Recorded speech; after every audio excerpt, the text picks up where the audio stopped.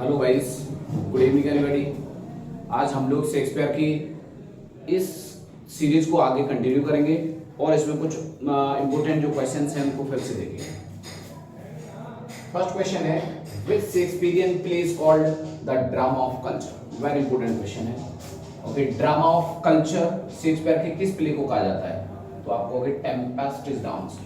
Tempest को drama of culture के नाम से भी जाना जाता है। नेक्स्ट क्वेश्चन है, who sings these songs under the greenwood tree and below below the winter wind. अच्छा, ये दो यानी क्या है सॉन्ग्स हैं जो एज यू लाइक इट के अंदर एमीन्स जो एक सिंगर है वो इन सॉन्ग्स को रिप्रेजेंट करता है। ओके, तो आपको ये नेम याद रखना है कि इनका सिंगर कौन है, कौन गाता है। नेक्स्ट क्वेश्चन है, हु सिंग्स वैलेंटाइन सॉन्ग। अच्छा, ये सॉन्ग्स भी कई बार पूछे जाते हैं कि ये सॉन्ग कौन गाता है, तो ये याद रखेंगे आप। वैलेंटाइन सॉन्ग कौन गाता है? ओफेलिया। ओके, ओफेलिया हैमलेट की यानी क्या हीरोइन है। ओके, तो ओफेलिया एक सॉन्ग गाती है वैलेंटाइन सॉन्ग। अच्छा, एक सॉन्ग और है जो बहुत मशहूर है, आपको who sings willow song. Willow song कौन गाता है? तो बिलो सॉन्ग गाती है डेस्डिमोना। ओके, तो डेस्डिमोना बिलो सॉन्ग गाती है। नेक्स्ट क्वेश्चन है, who referred Shakespeare's work as a map of life. Shakespeare की किन प्लेस को किस राइटर ने, किस व्यक्ति ने यानी क्या है मैप ऑफ लाइफ कहा है? तो जीवी शॉ, जिन्होंने क्या किया है, जीवी शॉ ने शेक्सपियर के वर्स को काफी प्रेज किया है और उन्होंने कहा था मैप ऑफ लाइफ। ओके, तो ऐसे मैप ऑफ लाइफ किसने कहा? तो आप कहोगे जीवी शॉ ने। बहुत इंपॉर्टेंट क्वेश्चन है, आपको पता रहना चाहिए, ध्यान रखना। ओके, तो शेक्सपियर को वर्क्स को मैप ऑफ लाइफ किसने कहा है? तो आप कहोगे जीवी शॉ ने। नेक्स्ट क्वेश्चन है, who is called Shakespearean wisest fool. अच्छा, आप शेक्सपियर के यानी कि जो प्लेज हैं, जो भी आप प्ले देखोगे तो उनमें कोई ना कोई जस्टर, कोई ना कोई क्लाउन, कोई फूल, ये अवश्य रहे हैं। अच्छा, इन सभी अगर आप फूल की बात करते हो तो इन सब फूल में यानी क्या है, फिस्टे एक ऐसा फूल है जो सबसे ज्यादा यानी क्या है वाइजेस्ट है, सबसे ज्यादा यानी क्या है वाइजेस्ट फूल कहा जाता है। Who is said to be an ass। Shakespeare के किस प्ले में किस करेक्टर को यानी क्या है आस के नाम से भी वो करा गया है? तो आप कहोगे यानी क्या है उसको Jockberry. Okay, Jockberry, Jockberry is the character. अच्छा, जॉकबेरी एक इससे एक टर्म भी बना हुआ है जिसे आप कहते हैं डॉकबेरिज्म। जॉकबेरिज्म, जॉकबेरिज्म मतलब क्या होता है? आप कहोगे मेल एप्रोप्रिएट, यानी कि शब्दों को गलत तरीके से क्या करना, इंटरप्रेट करना। Okay, male appropriate.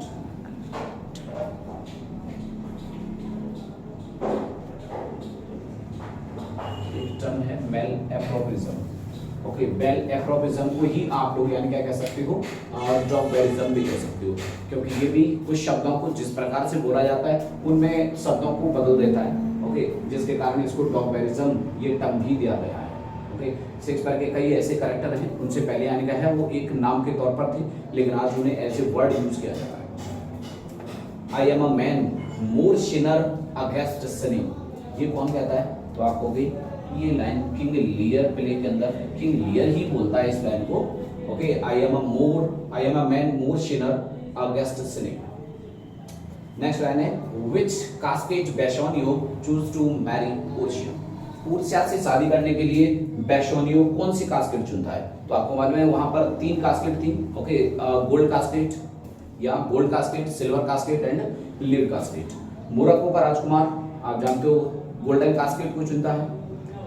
Prince of अरागन, अरागन का राजकुमार आता है तो प्रिंस ऑफ अरागन क्या करता है, सिल्वर कास्केट को चुनता है, क्योंकि पोर्शिया आपको मालूम है Portia was very intelligent type of girl. Okay, बहुत ही ज्यादा आप कहोगे यानी क्या है क्लेवर गर्ल थी, और I think she was able to read any person's like mind. Okay, तो व्यक्ति के माइंड को भी पढ़ सकती थी, वो इतना बहुत ज्यादा यानी का अंडरस्टैंडिंग पर्सन थी। बेसोनियो के माइंड को भी उसने समझा। बेसोनियो किस टाइप का व्यक्ति है? गोल्डन कास्केट, लीड कास्केट और जो सिल्वर कास्केट थी ना, उन पर उसने क्या ना उसी प्रकार की कुछ कोटेशंस थी।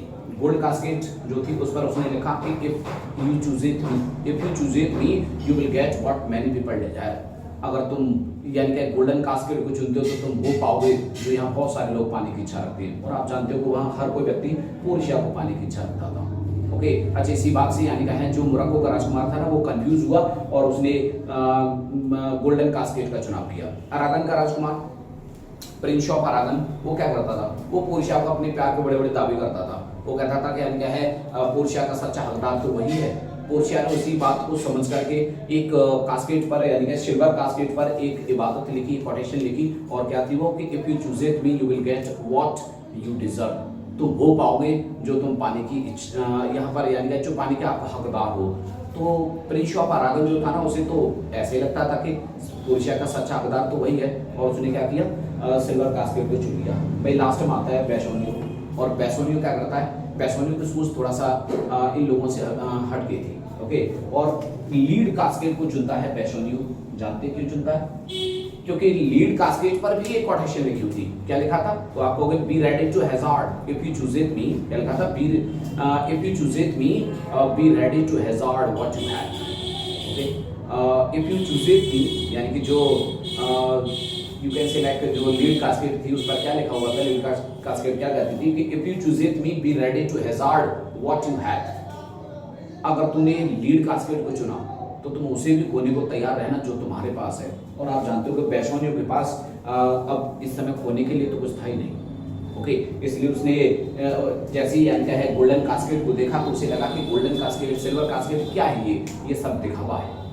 ओके, ये सब दिखावा है, ये रियलिटी नहीं है। रियलिटी लाइफ की कुछ और होती है, क्योंकि वो जानता था कि जीवन की वास्तविकता उससे बेहतर कौन जान सकता था। क्योंकि इस यानी कि दिखावे के चक्कर में तो बेसोनियो ने अपना सारा प्रॉपर्टी खो दिया था। ओके, इसलिए वो क्या करता है फाइनली लीड कास्केट को चुनता है और सफल होता है और पोर्शिया से शादी करता है। नेक्स्ट क्वेश्चन है who coined the phrase bardolatry. Okay, एक फ्रेज है बार्डोलिटरी, एक इंपोर्टेंट वर्ड है। ओके, तो who coined you know phrase bardolatry. Bardolatry ये फ्रेज किसने कॉइन किया है? अच्छा पहले आप समझ लेते हो कि बार्डोलिटरी है क्या। बार्डोलिटरी अपने आप में दो शब्दों से मिलकर के बना है और वो दो शब्द क्या हैं? आप कह सकते हो बार्ड और एक दूसरा वर्ड क्या है? आइडोलिटरी।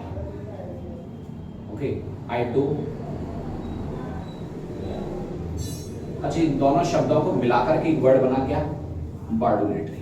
ओके, अच्छा बार्ड तो जानते हैं ना बार्ड क्या होता है, तो आप कहोगे बार्ड का मतलब वही सिंगर या पोएट कह सकते हो आप। ओके, और आइडोलिटरी का मतलब होता है मूर्ति पूजा, मूर्ति पूजा करना।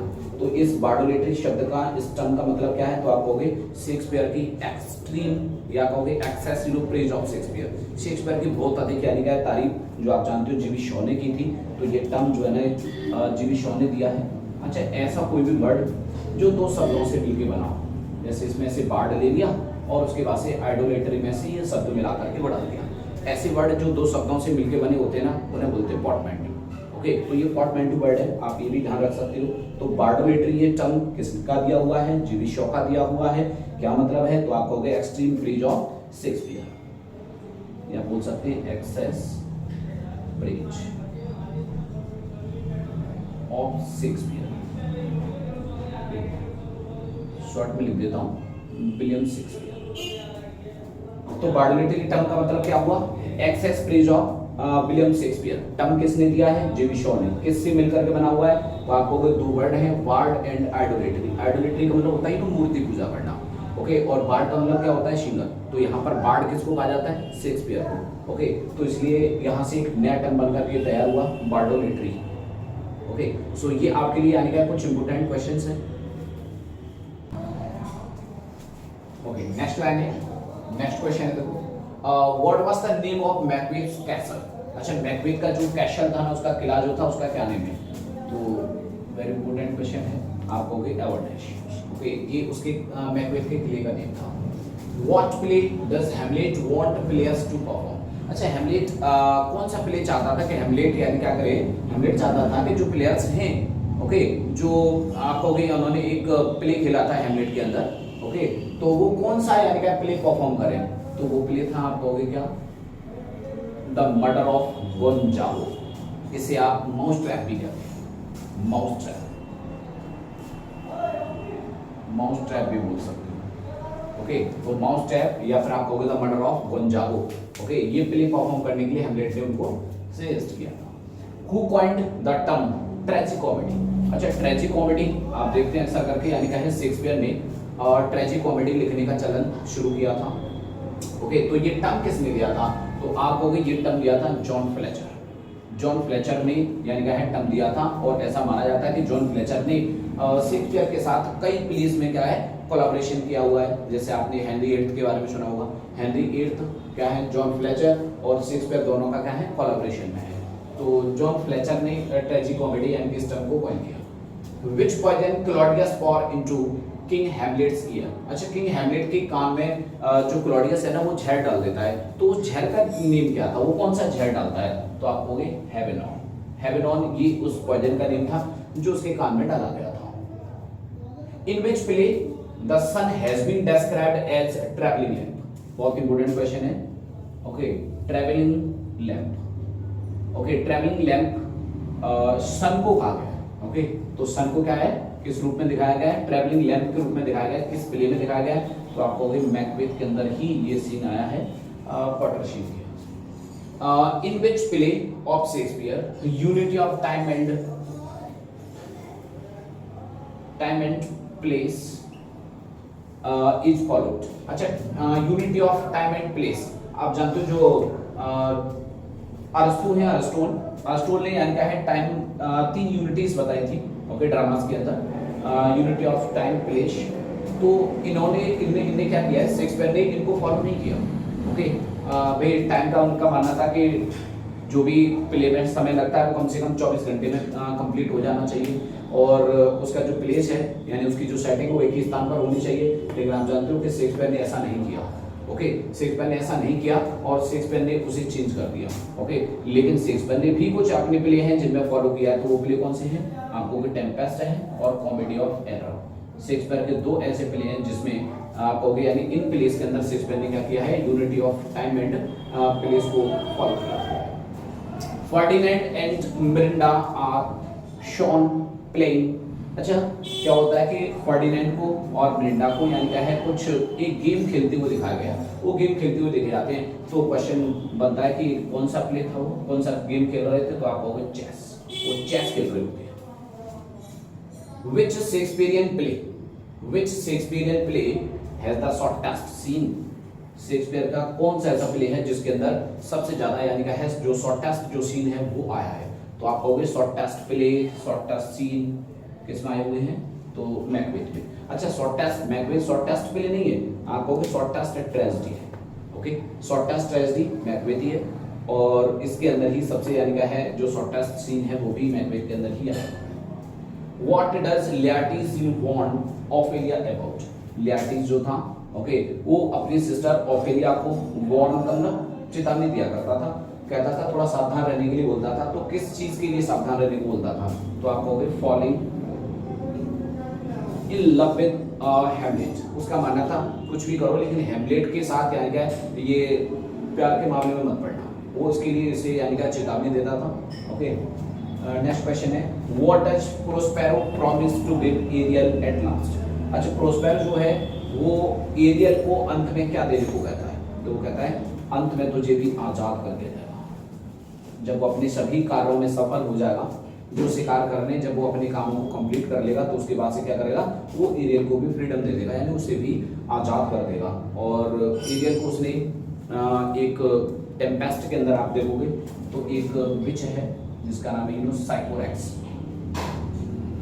इस साइकोरेक्स से आजाद कराया था उसने, और जब आजाद कराया था तो उसके बाद से एरियल जो है ना under the command of Prospero काम करने लगा था, और इसको यानी क्या है इसे आजाद कराने के बाद उसने इसे मार दिया और वहां पर यानी क्या खुद रहने लगा और एरियल को अपने अंडर में ले लिया। तो ये आपके यानी क्या है कुछ मोस्ट इंपोर्टेंट क्वेश्चंस हैं जहां से मोस्टली क्वेश्चंस किए जाते हैं। आप इन्हें तैयार करें और आगे के कुछ क्वेश्चंस हैं जो आपको मिलते रहेंगे। Thank you.